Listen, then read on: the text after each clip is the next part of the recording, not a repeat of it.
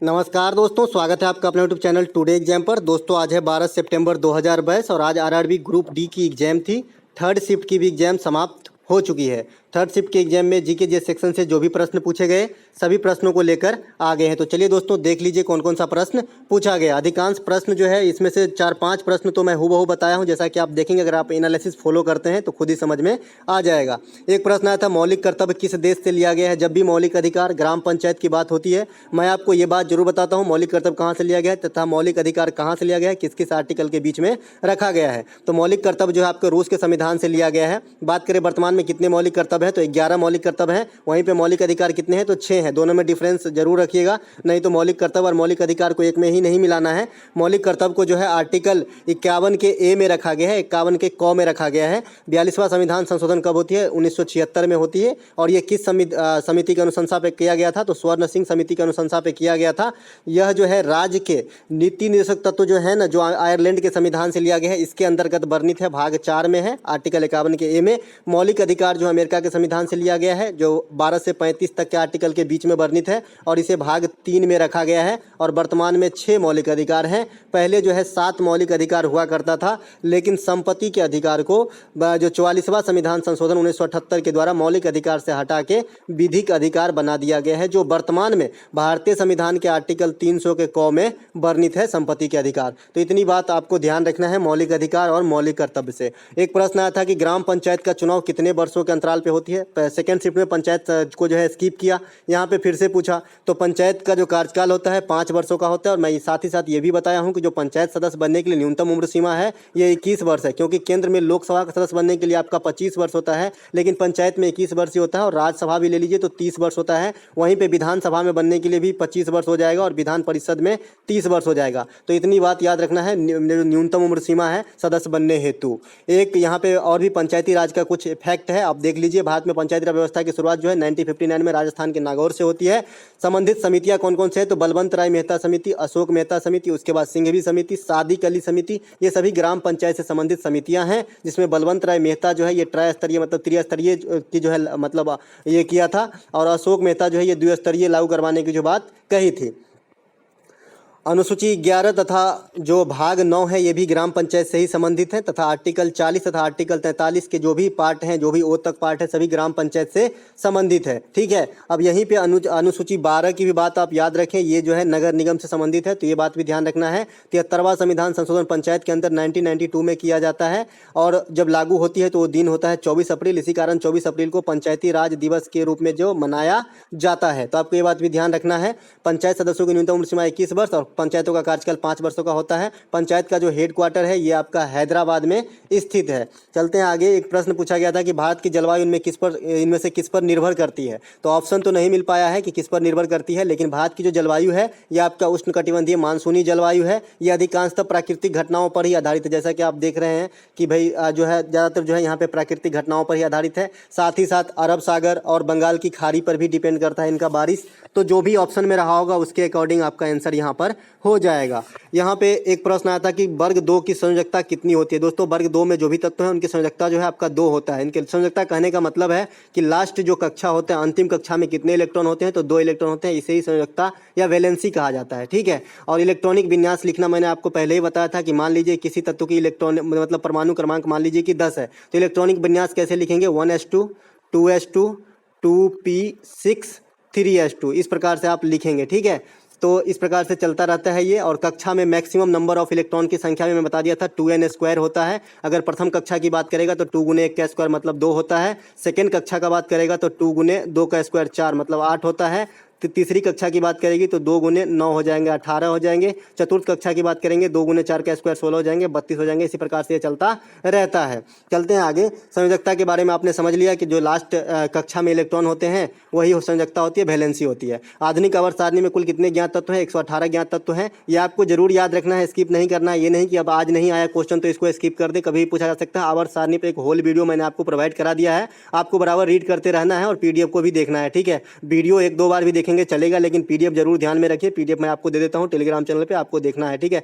खोजकर्ता मोस्ले हैं आधुनिक आवर्त सारणी के और प्राचीन वाले के मेंडलीफ है, ठीक है। बात करें आधुनिक आवर्त सारणी में धातु कितने हैं, 91 है, अधातु जो है 20 है, उपधातु जो सिलिकम जर्मेनियम वगैरह हैं ये 7 है, और 24 जो है मानव निर्मित तत्व है जो कृत्रिम ढंग से बनाया गया है, ठीक है। तो ये बात सब याद रखना है। आधुनिक आवर्त सारणी के वर्ग 17 में हाइलोजन है, इंपोर्टेंट है, इसीलिए मैं हर बार इंक्लूड करता हूँ। हाइलोजन क्या होता है, क्लोरो, फ्लोरो, ब्रोमो, आइडो, ये सब जो है हाइलोजन ग्रुप संबंधित है। और 18 में अक्रिय गैस है। अक्रिय गैस क्या होता है, helium, argon, neon, krypton, जेनन, radon, ये सब जो है आपका अक्रिय गैस है, जो किसी भी तत्व से संयोग मतलब अभिक्रिया नहीं करता, ये पहले से ही शांत है, सुसुप्ता अवस्था में बैठे रहते हैं, ठीक है। उसमें एक गैस जेनॉन है जिसका सूत्र XC होता है, इसे स्ट्रेंजर गैस कहा जाता है, आपको ये बात भी ध्यान रखना है। और रेडियम का उपयोग जो है कैंसर के इलाज में रेडियोथेरेपी में किया जाता है, ठीक है।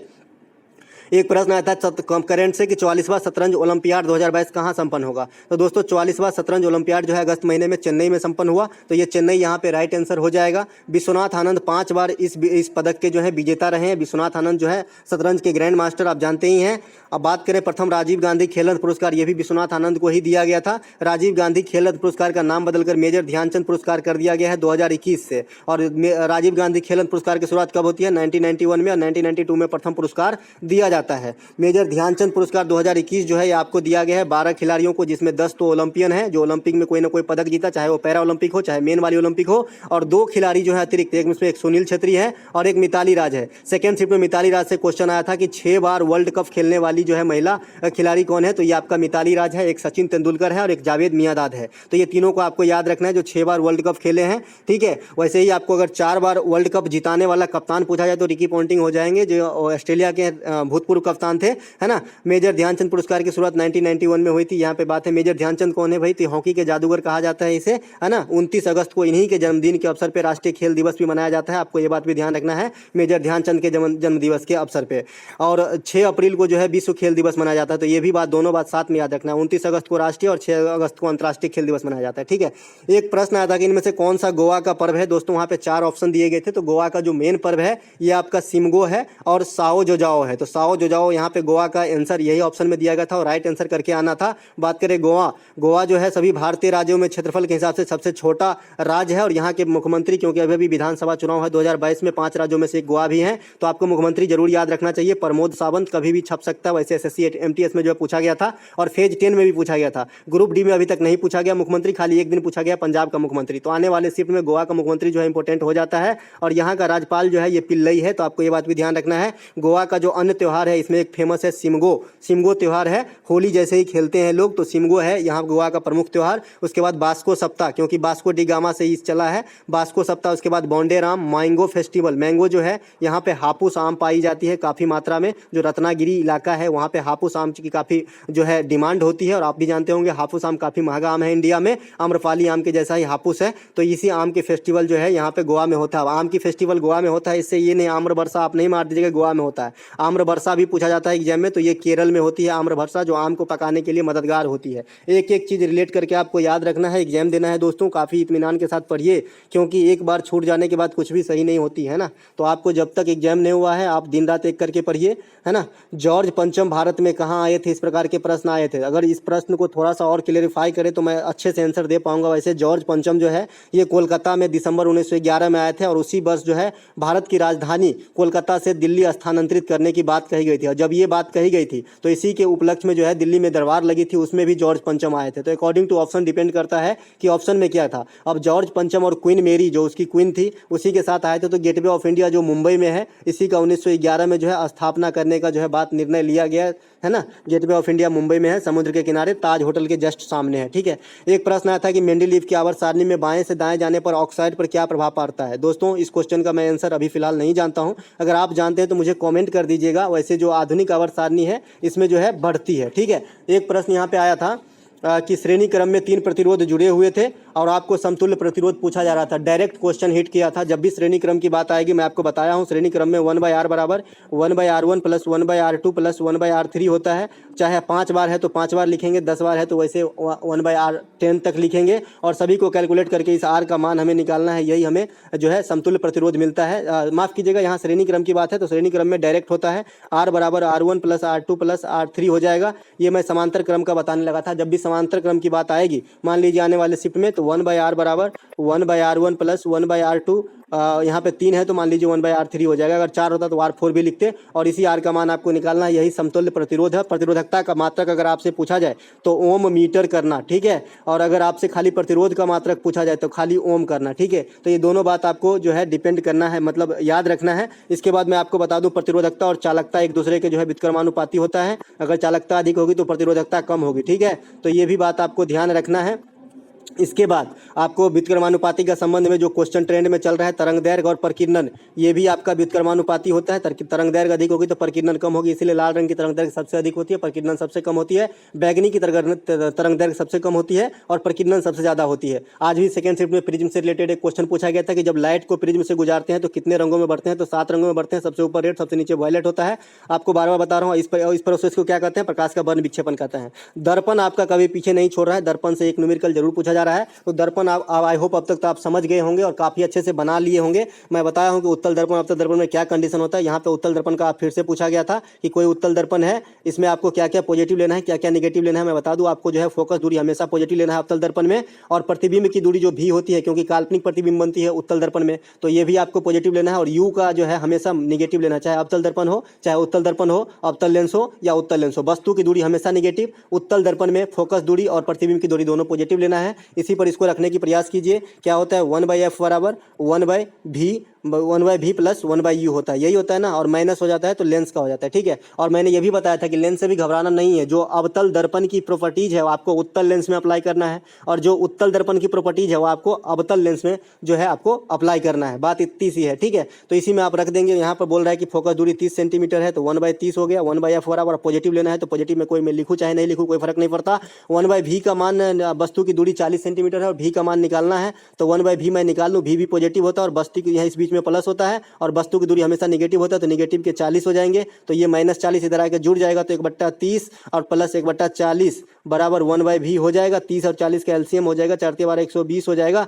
4 और 3 7/120, तो वस्तु की दूरी कितना हो जाएगा, 120/7 कितना हो जाएगा, 120/7 जो है सेमी वस्तु की दूरी हो जाएगी, ठीक है। तो इस प्रकार से आप न्यूमेरिकल बना सकते हैं। एक न्यूमेरिकल ओम के नियम से रिलेटेड आया कि किसी परिपथ में 2-2 ओम के 2 प्रतिरोध समानांतर क्रम में जुड़े हुए हैं, परिपथ में 2 एम्पीयर की धारा प्रवाहित होती है, तो विभव, दोस्तों विभव, विभवांतर, वोल्ट, ये सब वोल्ट तो आपको निकालने के लिए बोला जाता है। तो प्रतिरोध कैसे जुड़ा है, समानांतर क्रम में, कितने ओम के, 2 ओम के, कितने हैं 2, तो 1/r बराबर समांतर क्रम में निकालते हैं 1/r1 प्लस 1/r2, तो 1/2 प्लस 1/2 हो जाएगा। इसको करेंगे तो 2/2 हो जाएगा, तो 1 हो जाएगा। तो r का वैल्यू भी 1/1 मतलब 1 ही आएगा, तो 1 ओम हो गया आपका रेसिस्टेंस, ठीक है। एम्पियर कितना है, 2 एम्पियर, तो v बराबर क्या होता है, RI, v बराबर क्या होता है, RI होता है। r का मान आपका 1 है, धारा का मान 2 है, तो वोल्ट का कितना हो जाएगा, 2 वोल्ट। तो 2 वोल्ट धारा का जो है उसमें विभव या बैटरी लगी होगी, ठीक है। चलते हैं आगे। एक आपसे न्यूमेरिकल पूछा जाता है, लेंस की क्षमता पूछा जाता है। लेंस की क्षमता पावर बराबर क्या होता है, 1/f मीटर, और इसी को जितना निकलता है इतना डायोप्टर आपका लेंस का क्षमता होता है। और खास करके ध्यान रखें, जब भी उत्तल लेंस की बात होगी तो डायोप्टर प्लस में आता है, ठीक है। तो ये बात भी आपको बिल्कुल ध्यान रखना है, हो सकता है ऑप्शन माइनस लगा के दे दे, ठीक है। और ये हमेशा ध्यान रखें कि इसको सेंटीमीटर से पहले मीटर में जरूर बदलें, तभी इस सूत्र में रखें, ठीक है। चलते हैं आगे।